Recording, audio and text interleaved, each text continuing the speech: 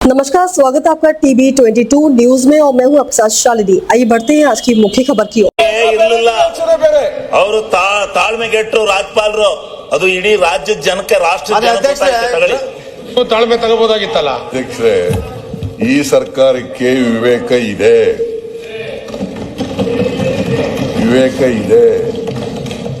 ವಿವೇಚನೆ ಇರಬೇಕು. ನಿಮಗೆ ವಿರೋಧ ಪಕ್ಷದವ್ರಿಗೂ ವಿವೇಚನೆನೂ ಇರಬೇಕು, ವಿವೇಕನೂ ಇರಬೇಕು.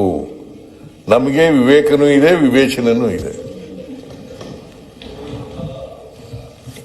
ಮನೆ ಅಧ್ಯಕ್ಷರೇ, ಅಧ್ಯಕ್ಷರೇ, ನೀವು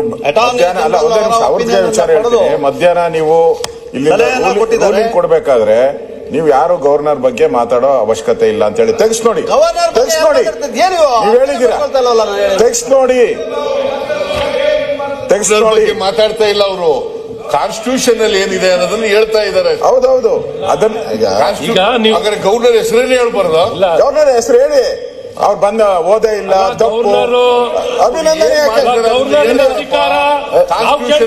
ನೋಡಿ, ಅಲ್ಲ ನಾವು ಕೇಳ್ತಿರೋದೇನು ಗೊತ್ತಾ ಮುಖ್ಯಮಂತ್ರಿಗಳೇ, ಅವ್ರು ಹೇಳಿದ್ರು, ಮೊನ್ನೆ ಹೇಳಿದ್ರು, ಅದನ್ನ 176 ಕೂಡ ಹೇಳಿದ್ರು. ಅದನ್ನ ಹೇಳ್ತಾ ಇದ್ದಾರೆ. ಅಜೆಂಡಾ ಏನು ಹೇಳ್ರಿ.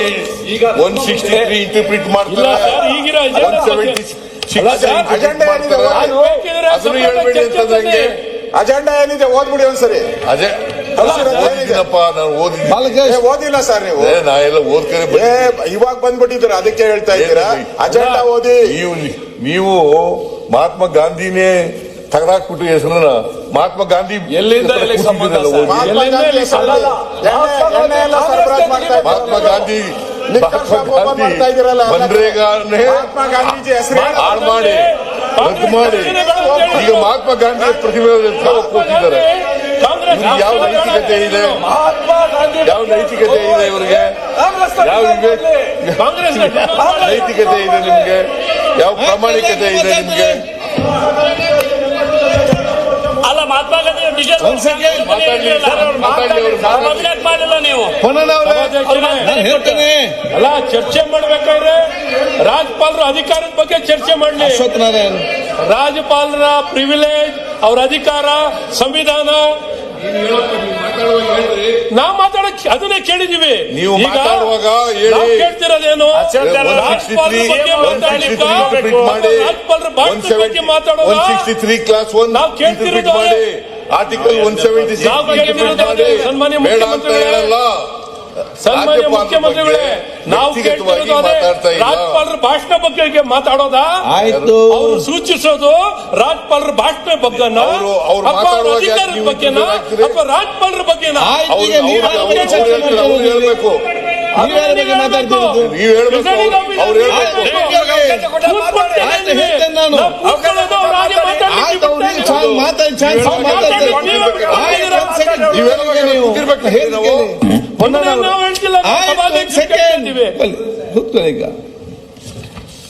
ಪೊನ್ನಣ್ಣವ್ರೆ, ಕಾನ್ಸ್ಟಿಟ್ಯೂಷನ್ ಸಂಬಂಧಪಟ್ಟ ಆಯ್ತಪ್ಪ, ಹೇಳದಕ್ಕೆ ನಿಮ್ಗೆ ಏನಾಗಿದೆ ಎಲ್ಲರಿಗೆ? ನಿಲ್ಲಪ್ಪ, ನಮಗೆ ಕಾನ್ಸ್ಟಿಟ್ಯೂಷನ್ ಬಗ್ಗೆ ಅರಿವಿಲ್ಲ. ರಾಜ್ಯಪಾಲರು ಏನ್ ಮಾಡ್ಬೇಕು ಅನ್ನೋದು ನೋಡಿ ಗೊತ್ತಿಲ್ಲ. ಬೆಳಕು ಚೆಲ್ತವ್ರೆ ಚೆನ್ನಾಗಿ, ಏನೇನ್ ಆಗ್ತದೆ. ಬಾಲಕೃಷ್ಣ ಅವರೇ ಕೂತ್ಕೊಳ್ಳಿ, ನಾನ್ ಬೆಳಕು ಚೆಲ್ಲಲಿಕ್ಕೆ ರೂಮಲ್ಲಿ ಕೂತ್ಕೊಂಡು ಚೆಲ್ಬಹುದು. ಕೂತ್ಕೊಳ್ಳಿ, ಇಲ್ಲಿ ಕೆಲವು ನಿಯಮಗಳಿದೆ ಮಾತಾಡ್ಲಿಕ್ಕೆ. ಆಯ್ತು, ಆಯ್ತು ಮಾತಾಡಬಹುದು ಅಂತ ಬಾಲಕೃಷ್ಣ ಅವರೇ, ಆಯ್ತು. ದಯಮಾಡಿ ಅವ್ರು ಹೇಳ್ತಾರೆ ಅಂತ ಏನ್ ಮಾತಾಡ ನನ್ಗೆ ನೀವು ಅರ್ಥ ಆಗುದಿಲ್ಲ. ಏನ್ ಮಾತಾಡ್ತೀರಿ ನೀವು? ನಿಮ್ಗೆ ಚೆನ್ನಾಗಿ ಮಾಹಿತಿ ಬೇಗ ಅಲ್ಲಿ ರೂಮಲ್ಲಿ ಕೂತ್ಕೊಂಡು ಯಾವ ಮಾಹಿತಿ ಬೇಕಾದ ಕೇಳ್ಬಹುದು. ಇಲ್ಲಿ ಒಂದು ನಿಯಮ ಇದೆ. ನಿಲ್ಲಪ್ಪ, ಕೂತ್ಕೊಳ್ಳಿ. ಒಂದ್ ಸೆಕೆಂಡ್, ಶಿವಲಿಂಗ ಅವ್ರೆ, ಪುನಃ ಕಾನ್ಸ್ಟಿಟ್ಯೂಷನ್ ಸಂಬಂಧಪಟ್ಟ ವಿಚಾರ ನೀವೆಲ್ಲ ಮಾತಾಡಿ. ಕಾನ್ಸ್ಟಿಟ್ಯೂಷನ್ ಉಲ್ಲೇಖ ಮಾಡ್ಲಿಕ್ಕೆ ಏನು ಪ್ರಾಬ್ಲಮ್ ಇಲ್ಲ. ಆದ್ರೆ ಉನ್ನತ ಅಧಿಕಾರಿಗಲ್ಲ. ಒಂದ್ ಸೆಕೆಂಡ್, ಕಾನ್ಸ್ಟಿಟ್ಯೂಷನ್ ಸಂಬಂಧಪಟ್ಟಾಗೆ ಕಾನ್ಸ್ಟಿಟ್ಯೂಷನ್ ಎಷ್ಟು ಕೂಡ ಓದ್ಬಹುದು, ಅದರ ಮಾಹಿತಿ ಎಲ್ಲವೂ ಕೂಡ ನೀವು ಕೊಡಿ. ಆದರೆ ರಾಜ್ಯಪಾಲರ ಉನ್ನತ ಅಧಿಕಾರಿಗಲ್ಲ, ಅವರ ನಡವಳಿಕೆಯನ್ನು ಮತ್ತು ಅವರ ವಿಚಾರ ಇಲ್ಲಿ ಮಾತ್ರ ಅವಕಾಶ ಇರುತ್ತೆ. ನಡವಳಿಕೆ ಅನ್ನು ನೀವು ಕಾನ್ಸ್ಟಿಟ್ಯೂಷನ್ ಬೇಕಾದ್ರೆ ಏನು ಕೂಡ ಅಭ್ಯಂತರ ಇಲ್ಲ.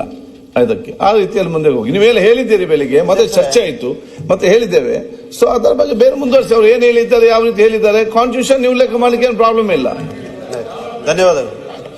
ನಾನು ಈಗಾಗಲೇ ಅದನ್ನ ಹೇಳಿದ್ದೀನಿ. ರಾಜ್ಯಪಾಲರ ಬಗ್ಗೆ ಅತಿ ಹೆಚ್ಚು ಗೌರವ ಇದೆ, ಅವರ ಬಗ್ಗೆ ನಾನು ಮಾತಾಡ್ತಾ ಇಲ್ಲ. ಮುಂದಕ್ಕೆ ಹೋಗಿ, ಅದೇ ನೀವು ಸಂವಿಧಾನದಿಂದ ಸೃಷ್ಟಿ ಆಗಿರುವಂತಹ ಹುದ್ದೆ ಪ್ರತಿಯೊಬ್ಬರು ನಾವು ಇಲ್ಲೋದು ಸಂವಿಧಾನದಿಂದ. ಓಕೆ. ಸಂವಿಧಾನದ ಬಗ್ಗೆ ಉಲ್ಲೇಖ ಮಾಡ್ತಾ ಇದ್ದೀನಿ. ಅಂದಿನ ಗೃಹ ಸಚಿವರು ಅಟಾರ್ನಿ ಜನರಲ್ ಆಫ್ ಇಂಡಿಯಾ ಅವರ ಕಾನೂನು ಅಭಿಪ್ರಾಯವನ್ನು ಪಡೆದು ಅವರು ಸ್ಪಷ್ಟೀಕರಣ ಕೊಡ್ತಾರೆ. ಅದರಲ್ಲಿ ಎರಡು ಪ್ಯಾರಾವನ್ನು ಬಿಟ್ಟು ಹೋಗಿರ್ತಾರೆ, ಬಾಕಿ ಎಲ್ಲ ಓದಿರ್ತಾರೆ. In response, the Union Home Minister clarified. इतना ही, फिर होगी आपसे मुलाकात. तब तक के लिए नमस्कार और देखते रहिए TB22 न्यूज. ऐसे ही लेटेस्ट अपडेट पाने के लिए हमारे चैनल को सब्सक्राइब करें और तुरंत नोटिफिकेशन पाने के लिए बेल आइकन दबाना ना भूलें. यदि आप हमें फेसबुक या इंस्टा के माध्यम से देख रहे हैं तो हमारे पेज को फॉलो जरूर करें. धन्यवाद.